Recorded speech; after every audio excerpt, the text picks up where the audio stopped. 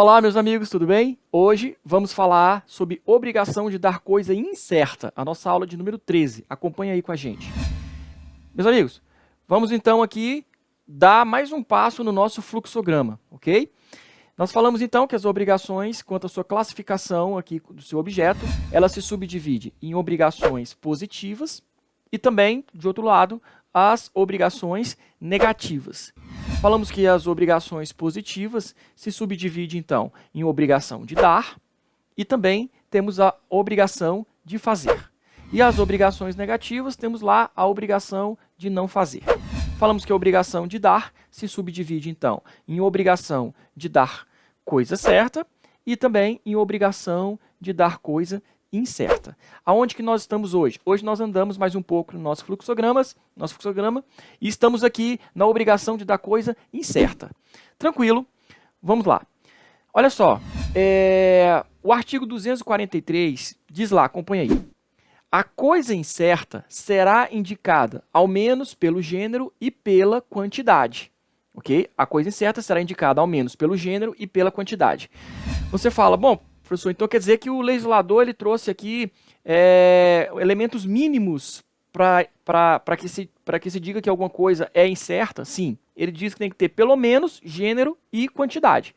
Por exemplo, você diz lá um cavalo, certo? Um notebook. Não tem como eu colocar, por exemplo, só o gênero. Quando eu falo assim, cavalo, você vai perguntar automaticamente quantos? Então precisa da quantidade. Se eu colocar só a quantidade, colocar assim, 3, você vai falar 3 o quê? Então precisa também, além da quantidade, o gênero. Então não tem como o gênero andar sem a quantidade, tá? Aí também não. Então a lei exige aqui que uma coisa incerta seja indicado pelo menos pelo gênero e pela quantidade. Vamos dar exemplo aqui, tá? O objeto aqui trata-se de entrega de uma quantidade de certo gênero e não de uma coisa específica. Lá na obrigação de dar coisa certa, a coisa já era individualizada, era específica.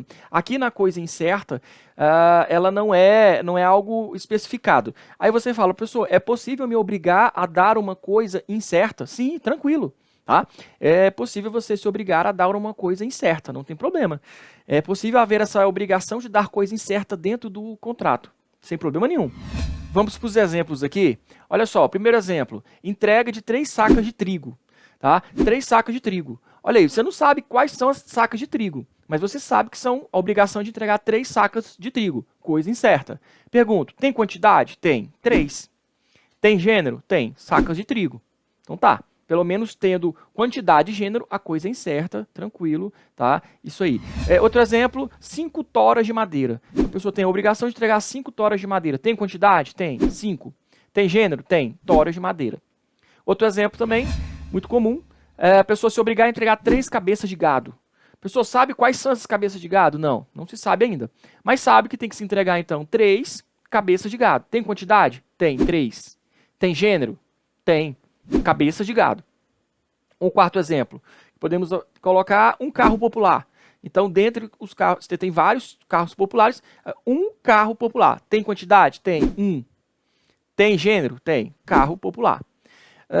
6 pintinhos. Tá? Então, a pessoa se obriga a entregar a outra 6 pintinhos. Não se sabe quais são os 6 pintinhos ainda. Mas elas podem se obrigar a uma coisa incerta, professor? Pode, 6 pintinhos. Tem quantidade? Tem. 6. Tem gênero? Tem. Pintinhos. Ok? Outro exemplo. Pessoa, por exemplo, se obrigar a entregar um notebook. Aí você fala, um notebook, professor? Sim. Então, olha aqui. Um notebook pode ser qualquer um desses. Tá? Tem quantidade? Tem. 1. Tem gênero? Tem. Notebook. Ok? Então, esses 6 exemplos aí, acho que deu para esclarecer bem o que é coisa incerta. Tem que ter, pelo menos, a quantidade e o gênero. Muito bem. Mas aí eu quero que vocês prestem atenção numa coisa, uma diferença aqui. Se eu falo para você assim, descreva uma coisa incerta, falo, um notebook marca Dell, com 8 GB DDR3, HD 1 TB, Full HD Core i7, processador Core i7.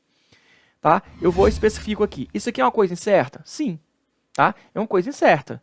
Aí você fala, poxa professor, mas mesmo dando esse tanto de informação, um notebook marca Dell, com 8 GB de DDR3 de memória RAM, HD de 1 TB, Full HD, né, a resolução da tela Full HD, com tudo isso, todas as informações, ele ainda é coisa incerta, sim. Observe que qualquer um desses notebooks aqui pode ter essa especificação.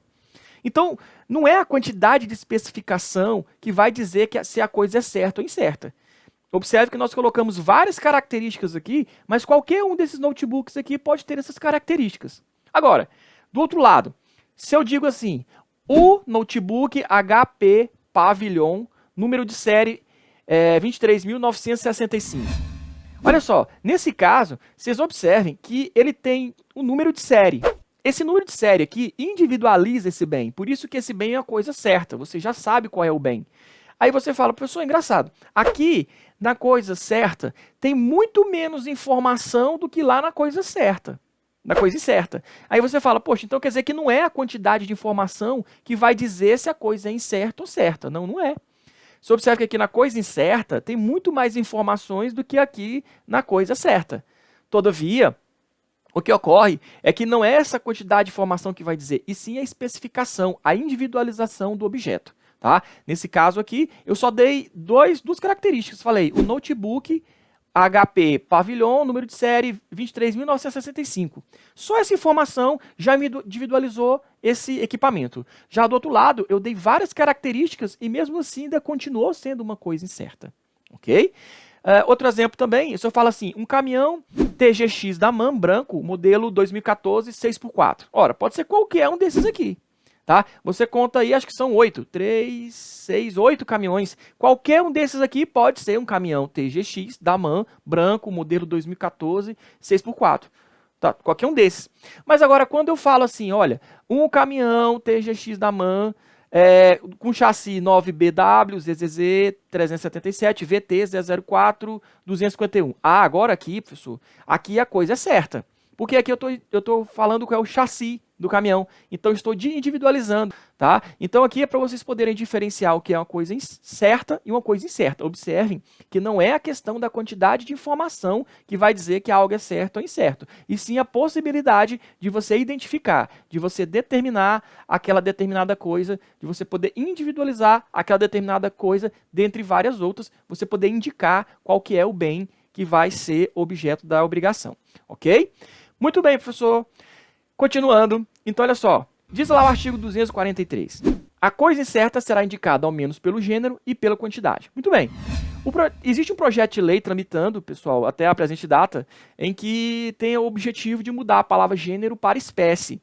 Porque entende-se que gênero, aqui dizer que a coisa incerta tem que ser indicada ao menos pelo gênero e quantidade, fica de forma muito abrangente.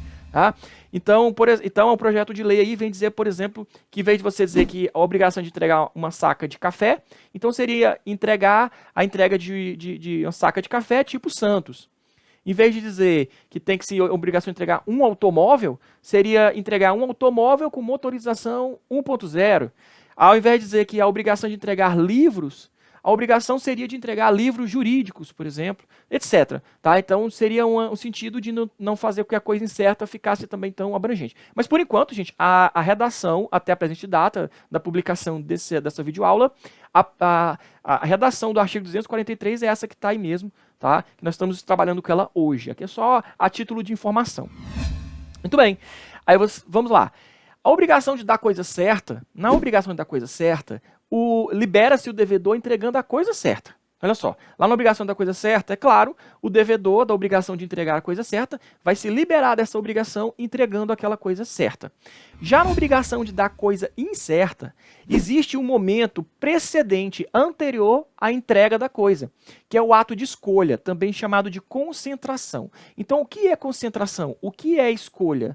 A concentração ou escolha, tá? Eu estou falando os dois termos aqui porque são os termos corretos, são sinônimos. Escolha é igual a concentração. Você vai achar concursos que usam a terminologia concentração, outros usam escolha, por isso que eu sempre uso os dois aqui.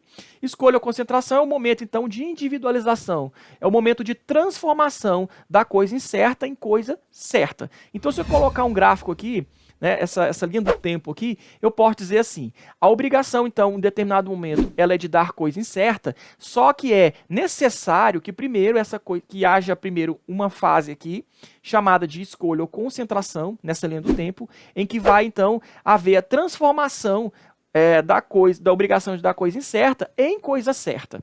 Ou seja, a coisa que era incerta, através da concentração, através da escolha, ela se transforma em coisa certa, determinada. Ok? Aí você fala, poxa, professor, que legal. Então quer dizer que para se cumprir uma obrigação de coisa incerta, primeiro ela tem que se transformar em obrigação de dar coisa certa? Sim. E aí você fala, professor, e como é que chama essa fase que ocorre aqui para que se transforme em obrigação de dar coisa incerta em obrigação de dar coisa certa? É a fase chamada de escolha ou concentração. Então, concentração é isso. É o momento de transformação entre essas duas obrigações. Aí você fala, professor, e aí quer dizer que daqui da escolha ou concentração para frente, quais regras que vão ser aplicadas? Todas as regras que nós estudamos até hoje. O artigo 244 dispõe lá, nas coisas determinadas pelo gênero e pela quantidade, ou seja, na obrigação de dar coisa incerta, a escolha pertence ao devedor se o contrário não resultar do título da obrigação. Mas não poderá dar a coisa pior, nem será obrigado a prestar a melhor. Vamos analisar esse artigo 244 por partes. Primeiro, ele diz aqui, nas coisas determinadas pelo gênero e pela quantidade, a escolha pertence ao devedor se o contrário não resultar do título da obrigação. Então, se alguém perguntar para você, olha, a quem cabe fazer a escolha ou concentração na obrigação de dar coisa incerta? Se alguém te perguntar, primeira coisa que você responde, olha, primeira coisa que tem que se observar é o que está disposto lá no título da obrigação. Por exemplo, no que está disposto no contrato. Se firmar um contrato por escrito e lá estiver dizendo que a escolha ou concentração cabe ao devedor, caberá ao devedor. Se lá no título da obrigação, nesse contrato, por exemplo, estiver dispondo que a escolha ou concentração cabe ao credor, caberá ao credor. Pronto. É o que está disposto no título da obrigação. Okay? O que estiver disposto lá no contrato, sem problema. É o princípio aqui de aplicação do princípio do pacta sunt servanda. Deve ser cumprido, então, o que está disposto no contrato. A vontade das partes que foram manifestadas no momento da celebração desse negócio jurídico. Aí você diz, professor, mas e se não tiver nada disposto no contrato? Aí se não tiver, aí nós aplicamos o artigo 244, que diz lá, né? Se nada resultar do título da obrigação, nas coisas determinadas pelo gênero e pela quantidade, a escolha pertence ao devedor. Aí o legislador vem, diz, se as partes não dispuserem nada em contrato, a escolha caberá ao devedor. Pronto. O legislador vem de forma subsidiária, tá? Subsidiária, na falta da disposição no contrato da indicação de quem cabe fazer a escolha, o legislador vem e diz, então será o devedor. Pronto. Então olha só, no silêncio das partes, ou seja, não dispondo nada no contrato, a escolha, a concentração, cabe então ao devedor, que deve estabelecer o meio termo. Então veja bem, não é porque o devedor ele pode fazer escolha, ou até o credor, tá? Isso aqui vale para os dois. Ele não pode escolher o melhor, ele não é obrigado a escolher o melhor, mas também não pode escolher o pior. O devedor vai ter que escolher o meio termo. Okay? O meio termo aí, a escolha, a concentração terá que ser feita no meio termo. Pode a escolha ser acometida a um terceiro? Pode, é a função de árbitro. Pode, por exemplo, as partes dispor no contrato, quando estão celebrando o contrato, que a escolha, a concentração, será feita por um terceiro. Eles podem indicar um terceiro. E esse terceiro também, pessoal, a lei não exige que ele tenha conhecimento técnico, não. Pode ser qualquer pessoa que seja capaz, né, que tenha capacidade civil, ele pode, então, fazer lá a escolha ou concentração. As partes, em comum acordo, podem indicar, então, um terceiro para fazer essa escolha ou concentração. O procedimento aqui da escolha ou concentração está lá no nosso CPC, entre os artigos 629 e 631. Nós vamos ver isso aqui melhor quando falarmos lá desse procedimento no estudo do processo civil, ok? O juiz, ele decidirá, após ouvir um perito, se necessário, quando houver problema na escolha ou concentração, essa escolha ou concentração poderá ser levada a juízo, esse litígio, então o juiz poderá fazer então, essa escolha do meio termo. E, se for necessário, o juiz pode também ouvir um perito para que emita um laudo pericial que possa, então, consubstanciar o juiz para dar uma sentença justa, tá? Se for necessário. Muito bem. Bom, falamos o seguinte, o artigo 246 diz lá, antes da escolha, não poderá o devedor alegar perda ou deterioração da coisa, ainda que por força maior o caso fortuito. Olha que coisa interessante. Nós temos um princípio aqui, grave bem esse princípio. O gênero não perece. Tá? O gênero não perece. Ou seja, se eu devo um livro, e aí ainda não foi feito, eu tenho vários livros, né? Eu devo um livro, e ainda não foi feita a concentração, não foi feita a escolha, ou seja, aquela coisa incerta, e essa coisa se perder antes de fazer a concentração, o que ocorre é que quando o credor vem buscar o livro, eu continuo devendo um livro, porque não houve a concentração, não houve a escolha. Isso porque o gênero não perece. Vamos entender direito aqui essa questão. Olha só, o Washington de Barros Monteiro, ele diz lá o seguinte, que esse vocábulo ele é ambíguo, né, antes da escolha, porque não é simplesmente, essa escolha não é simplesmente a escolha como nós entendemos no sentido comum, tá? Não basta que o devedor separe o objeto da obrigação para entregá-lo ao credor. Deve a coisa ser entregue ou ao menos posta à disposição do credor, ou seja, não basta que o devedor faça a separação da coisa, tá? Não basta que ele faça a escolha. É preciso, a escolha ela não envolve só essa separação, essa indicação. É preciso também que o devedor, além disso, é preciso que ele coloque à disposição do credor, ou que pelo menos ele entregue. Né? Que ele entregue ou que pelo menos coloque à disposição do credor a coisa. Então, aquela escolha feita pelo devedor sozinho, sem a presença do credor, não pode ser considerada como escolha. Ok? Se colocarmos uma linha do tempo aqui, temos o seguinte, a obrigação de dar coisa certa vai ter o momento da escolha ou concentração, e então ela se transforma em obrigação de dar coisa certa.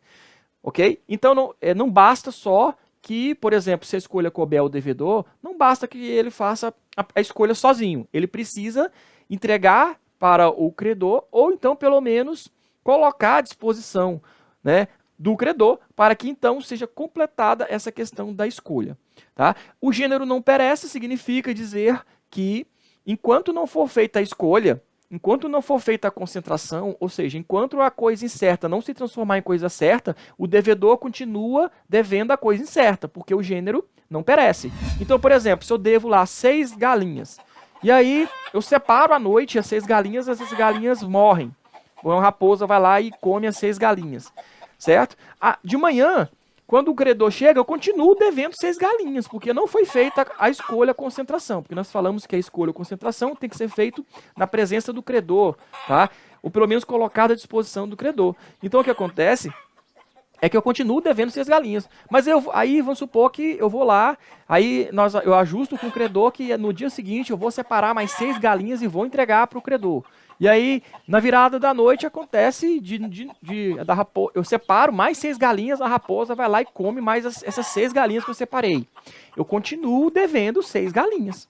Ok? Enquanto o credor não receber, enquanto a coisa incerta não se transformar em coisa certa, eu continuo devendo a coisa incerta, porque ela é gênero, não perece. Entendeu? Então, 6 galinhas são devidas sempre. Temos aqui, para dizer um exemplo, né? Vamos para um exemplo. Tem a obrigação de entregar 10 cabeças de gado. Acertamos a venda hoje, às 14 horas, e fica ajustado que a entrega se dará no dia seguinte. Eu, devedor, separei as 10 cabeças de gado, as quais, na virada da noite, morrem em decorrência de um raio. No dia seguinte, o credor vem buscar o gado. Como que se resolve essa situação? Olha só, o devedor, então, se obriga a entregar 10 cabeças de gado. Essa obrigação é de dar coisa certa ou incerta? Você fala, professor, essa obrigação é de dar coisa incerta. 10 cabeças de gado. Tá? 10 cabeças de gado qualquer. Muito bem. Indicado aqui pela quantidade e pelo gênero. Quantidade 10, gênero, cabeças de gado. Nós acertamos a venda hoje e aí ficou ajustado.